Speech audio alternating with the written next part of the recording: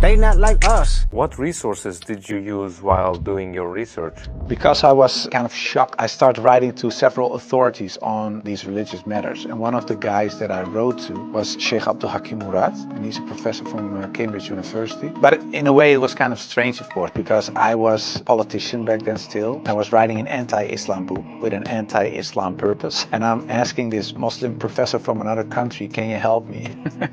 So I told him I'm writing a book. I have a lot of questions. So I was very plain why I thought, why is Islam promoting terrorism? Why is it anti-woman? Why is it anti-Christian? Anti-whatever. After, I think, 6 weeks, he sent me a very extensive email. And he started explaining, directly answered a lot of my questions. But he also told me, you have to read this article, read this book, read that book, ask this person. And so he was very extensive in his way of explaining. But in the end, after I read all these books and articles and made a comparison between prophets from the Old Testament with Muhammad, peace and blessings be upon him, I had no arguments anymore to say they are prophets and he is not. And I thought to myself, well, if I accept Moses on these grounds and I cannot accept a prophet, then there's something else. So I thought, why don't I think he is a prophet? And I thought, oh, perhaps because he had many wives. But then again, you look at Solomon or you look at King David, Abraham, there are a lot of people in the Old Testament that had more wives. And when you look at even outside of the religious books,